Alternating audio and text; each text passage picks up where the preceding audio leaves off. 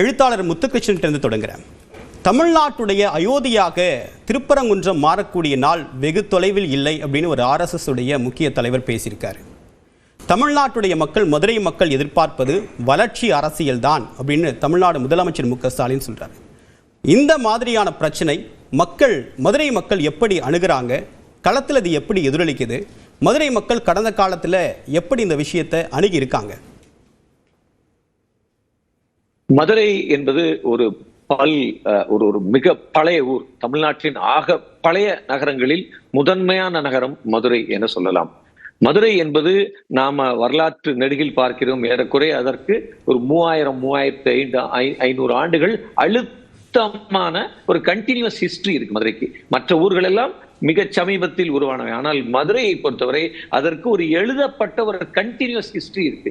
வேறு உலகத்தின் மிக சில நகரங்களுக்குத்தான் இப்படியான ஒரு கண்டினியூஸ் ஹிஸ்டரி இருக்கு. அதை நாம் இன்றைக்கு கீழடியில பார்க்கிறோம், கீழடிக்கு பிந்தி பார்க்கிறோம். நீங்க மதுரைக்கு பக்கத்துல இருக்கக்கூடிய துவரிமானுக்கு போனா, அனுப்பானடிக்கு போனா இன்னும் பழைய கற்கால கல்வெட்டுகள் கிடைக்குது. இன்னும் நம்ம ஆவியூருக்கு போனா அதுக்கும் பின்னால போகுது. அப்ப என்னன்னா பழைய கற்கால கருவிகள், இப்படி கல்வெட்டுகள் தொடங்கி தொல்பொருட்களினுடைய சான்றுகள் தொடங்கி மதுரையில் ஏறக்குறைய ஒரு 1.5 லட்சம் ஆண்டுகளுக்கு இது மனித வசிப்பிடமாக இருந்திருக்கு என்பதற்கான சான்றுகள் இருக்கு. கடந்த 3000 ஆண்டுகள் இப்ப கீழடியை நம்ம தோண்டி பார்க்கிறோம். கீழடியில் நமக்கு ஏராளமான ட்ரேட் நடந்ததற்கான ஒரு அதாவது ரோம நாணயங்கள் உள்ளிட்ட அல்லது நாம் ரோமாபுரியுடன் செய்து கொண்ட வர்த்தகம் தொடர்பான ஏராளமான எச்சங்கள் நமக்கு கிடைத்திருக்கு. இதை நான் ஏன் இந்த இடத்துல குறிப்பிட்டு சொல்ல வருகிறேன் என்றால், மதுரை என்பது இத்தனை விதமான மாற்றங்களை பார்த்திருக்கக்கூடிய ஒரு ஊர். இத்தனை விதமான மக்கள் இங்கே வந்து சென்றிருக்கிறார்கள். ஆட்சியாளர்கள், வியாபாரிகள் என விதவிதமாக நாம் மதுரையை ஒரு மக்கள் புழங்கிய கலனாக நாம் பார்க்கிறோம். ஏராளமான தமிழர் வரலாற்று நிகழ்வுகள், தமிழ் சங்கங்கள் என மதுரை என்பது ஒரு பெரிய ஒரு கொதி கலனாக, மதுரை என்பது எப்பொழுதுமே உலகம் முழுவதிலும் இருக்கக்கூடிய பண்பாடுகள், கலாச்சாரங்கள் எல்லாம் ஒன்றிணைகிற ஒரு இடமாக நான் பார்க்கிறேன். அப்ப இந்த நகரம் என்பது இவ்வளவு ஆண்டுகள் கழித்தும் வரலாற்றுக்குள் ஒரு முதன்மை நகரமாக இருப்பதற்கான அடிப்படைகளை நீங்கள் பார்த்தீர்கள் என்றால், இங்கே இருக்கக்கூடிய மக்கள் என்பவர்கள் எல்லோரையும் வரவேற்பவர்களாக இருந்திருக்கிறார்கள். அப்ப இத்தனை ஆட்சிகள், இத்தனை மாற்றங்கள், இத்தனை வரலாற்று நிகழ்வுகளுக்கு பின்பும் இந்த நகரம் என்பது ஒரு பண்பாட்டு தலைநகரமாக, கலாச்சார தலைநகரமாக, அது உலகம் முழுவதிலும் இருக்கக்கூடிய யோசனைகளை வரவேற்கும் இடமாக, பொருட்களை வரவேற்கும் நிலமாக, வழிபாடுகளை வரவேற்கும் நிலமாக, உணவுகளை வரவேற்கும் இடமாக அது விவகாரம் அப்படின்றது மதுரை மக்கள் மத்தியில் என்ன தாக்கத்தை ஒரு வரலாற்று முதலமைச்சருடைய மக்கள் மிக ஒற்றுமையாக வசிக்கிறார்கள். இப்பயும் நீங்க மீனாட்சி அம்மன் கோயிலை சுத்தி போய் பாத்தீங்கன்னா ஏராளமான வெளிநாட்டவர்களை பார்க்கலாம். அவர்கள்ட்ட போய் நீங்க பேசுனீங்கன்னா அவங்க சொல்லுவாங்க, நாங்க 25 வருஷமா வர்றோம், 50 வருஷமா வர்றோம் என்று. மதுரையில் பிரிட்டிஷ் காலத்தினுடைய ஏராளமான கல்லறை தோட்டங்கள் இருக்கு. அப்ப மதுரை என்பது இப்படி விதவிதமாக மக்களை ஒன்றிணைந்த ஒரு ஊர். அப்ப இப்படியான ஊரில் மக்கள் ஒற்றுமையாக வசிக்கிறார்கள். யாரும் இன்னொருவருடைய வழிபாட்டுக்குள் தலையிடுவதில்லை. ஒருவர் இன்னொருவருக்கு உதவி செய்வார். சித்திரை திருவிழால வந்தா கோரிப்பாளையத்தில் எல்லாருக்கும் சர்க்கரை கொடுப்பாங்க, ரோஸ் மில்க் கொடுப்பாங்க. திருப்பரங்குன்றத்தில் நடக்கக்கூடிய திருவிழாக்களுக்கு இவர்கள் அவர்களுக்கு உதவுவதும், அவர்கள் இவர்களுக்கு உதவுவதும்.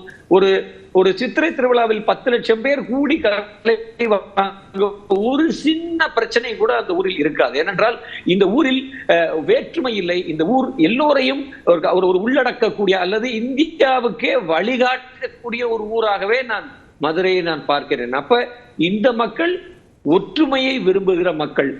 இங்கே நடக்கக்கூடிய பிரச்சனை அப்படின்றது அந்த பகுதி மக்கள் மத்தியில் மட்டும் இல்லாம டூரிஸ்ட்கள் மதுரையில அங்க இருக்கக்கூடிய மக்கள் மத்தியில என்ன தாக்கத்தை ஏற்படுத்தும்? ஊரில் இருக்கக்கூடிய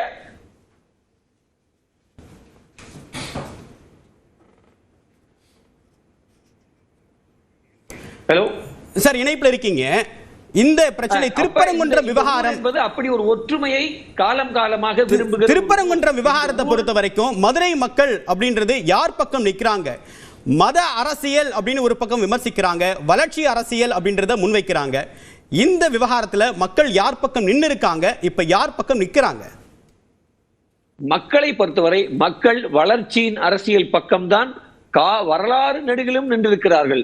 தமிழக மக்கள், அதாவது மதுரை மக்கள் ஒருபோதும் வளர்ச்சி, அதாவது இந்த ஆன்மீக கலவர இந்த அரசியல் பக்கம் ஒருபோதும் போக மாட்டார்கள். திருப்பரங்குன்றம் என்பது ஒரு அமைதியான ஒரு இடம், அமைதி தவழக்கூடிய ஒரு இடம். திருப்பரங்குன்றத்தில் மதுரையிலும் அந்த அமைதியை நீங்கள் பார்க்கலாம். அப்ப இந்த மக்கள் இந்த நேரத்தில் இந்த நெருக்கடியிலும் அமைதியின் பக்கமே நிற்க விரும்புகிறார்கள் என்பதை கடந்த 3 நாட்களாக அவர்கள் வெளிப்படுத்தக்கூடிய செய்திகளை பார்த்தீங்கன்னா தெரியும்.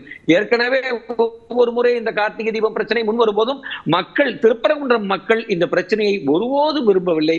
தொடர்ச்சியாக இந்த பிரச்சனையை வெளியூரிலிருந்து வருபவர்கள் தான் அங்கே செய்து கொண்டே இருக்கிறார்கள். ஏனென்றால் அவர்களுக்கு இப்படி 2 வழிபாட்டு தலங்கள் அருகாமையில் இருப்பது, அதை எப்படி பிரச்சனையாக்கலாம், அதில் எப்படி நாம் வந்து அரசியலாக குளிர்காயலாம், எப்படி பிரச்சனையை ஏற்படுத்தலாம். அப்ப இந்த பிரச்சனையை ஏற்படுத்துகிறவர்களுக்கு மதுரையில் அல்லது திருப்பரங்குன்றத்தில் இடமே இல்லை. மதுரை மக்கள் விரும்புவது வளர்ச்சியின் அரசியலை. அவர்களுக்கு தேவை வேலை வாய்ப்பு, அவர்களுக்கு தேவை சுபிட்சமான வாழ்க்கை, அவர்கள் வாழ்க்கையில் முன்னேற வேண்டும். அதற்கான விஷயங்கள், அடிப்படை கட்டமைப்புகள் என்கிற கோரிக்கை தான் அவர்களிடம் காலம் காலமாக. பாஜக தரப்புல ஒரு முக்கியமான கேள்வியை முன்வைக்கிறாங்க. மத உரிமை மறுக்கப்பட்டிருக்கு, அதை மீட்டெடுக்கக்கூடிய முயற்சியில நாங்க ஈடுபட்டிருக்கோம் அப்படின்றாங்க. அது சட்ட போராட்டம் மூலமாகவும் மக்கள் மன்றத்திலையும் நாங்க பேசுறோம். அது எப்படி வளர்ச்சிக்கு தடையாக மாறும் அப்படின்ற கேள்வியை முன்வைக்கிறாங்க. நிச்சயமாக அவர்கள் இப்படி ஒரு போர்வையில் உள்ளே நுழைய முயலுகிறார்கள். அவர்களுக்கு தமிழ்நாட்டில் அவர்கள் அரசியலாக நுழைய வேண்டும் என்று விதவிதமாக முயற்சி பண்றாங்க. அப்ப அவர்களால் அங்கே தமிழகத்தை நெருங்க முடியவே இல்லை. மோடி ஆட்சியில் அமர்ந்து 10 ஆண்டுகள் ஆகிவிட்டது. ஆனால் தமிழகம் தொடர்ச்சியாக இந்தியாவின் நம்பர் 1 மாநிலம் என்கிற பட்டியலில் ஒரு சம்மணங்கால் போட்டு தமிழ்நாடு அமர்ந்திருக்கிறது. அண்ணாமலையே தமிழகத்தை பற்றி சொல்லும் போது என்ன சொல்றாரு? நான் தமிழ்நாட்டை இந்தியாவின் வேறு மாநிலங்களோடு ஒப்பிட மாட்டேன், நான் இதை பிரான்சோடையும் பின்லாண்டோடையும் நார்வேயோடையும் தான் ஒப்பிடுவேன் சொல்றாரு. அப்ப அவர்களுக்கு இங்கே எங்க நுழைவது என்பதுல அவங்களுக்கு எப்படி தமிழகத்தில் நுழைவது? அப்ப அவர்களிடம் இந்தியாவில் அவர்கள் தொடர்ச்சியாக செய்த ஒரே ஃபார்முலா தான், அது கலவர ஃபார்முலா, அது ரத்த ஆறை ஓட விடுகிற ஃபார்முலா, மதத்தின் பெயரால் ஒரு பெரும் பதட்டத்தை உருவாக்குகிற ஃபார்முலா. மதத்தின் பெயரால் ஒரு பதட்டத்தை உருவாக்கி அதை அப்படியே இந்துக்களுக்கு பாதுகாப்பு இல்லை என்று சொல்லி அரசியல் ரீதியாக வாக்கு கேட்க துப்பில்லை என்பதால் அவர்கள் ஒரு கலவரத்தை செய்து இந்துக்கள் பெரும்பான்மையாக இருக்கிறோம், இந்துக்களுக்கு இங்கே இடம் இல்லை, மரியாதை இல்லை, வழிபட முடியவில்லை, அதை முடியவில்லை. தமிழ்நாட்டுக்கு உலகம் முழுவதிலும் மக்கள் இங்க இருக்கக்கூடிய கோவில்களை பார்க்க வர்றாங்க. கோவில்களில் லட்சக்கணக்கானவர்கள் தமிழ்நாட்டில் இருக்க கோவிலை போய் பார்த்துட்டு இருக்காங்க. தமிழ்நாட்டை போல் இவ்வளவு ஒழுங்கமைக்கப்பட்ட கோவில்கள் வேற எங்கேயும் இந்தியாவில் இல்லை. அப்ப தமிழ்நாட்டில் இவ்வளவு 1000 கோவில்களுக்கு மக்கள் வழிபட்டு அமைதியாக போயிட்டே இருக்காங்க. ஒரு அரசியல் நோக்கம் தான் இருக்கு அப்படின்னு சொல்லிருக்கீங்க. இத முதல் சுற்று கருத்தா எடுத்துக்கிறேன். திரு ஜி.கே. நாகராஜ், தமிழ்நாட்டில் அரசியல் நோக்கத்துக்காக தான் சமூக நல்லிணக்கத்தை சீர்குலைக்கக்கூடிய முயற்சியில் ஈடுபடுறீங்க அப்படின்ற நேரடியான விமர்சனத்தை கட்சிகள் முன்வைக்கிறாங்க. முத்துகிருஷ்ணனும் முன்வைக்கிறார். உங்களுடைய பதில் என்ன? அனைவருக்கும் வணக்கம்.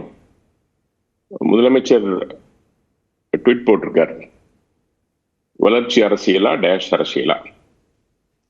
இந்த டேஷ் அப்படிங்கிறது எப்படி ஃபில் பண்ணலாம் அப்படின்னு நாம பாக்குறோம். எங்க பார்வையில திமுகவை கடந்த ஒரு 4 ஆண்டு காலத்துக்கு மேல பார்த்து வர்றப்போ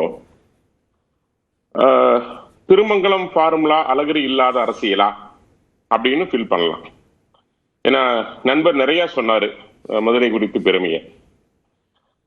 தூய்மையில 46வது இடத்துல பின்தங்கி இருக்கிறது, குப்பை காடாக மாறி இருக்கிறது.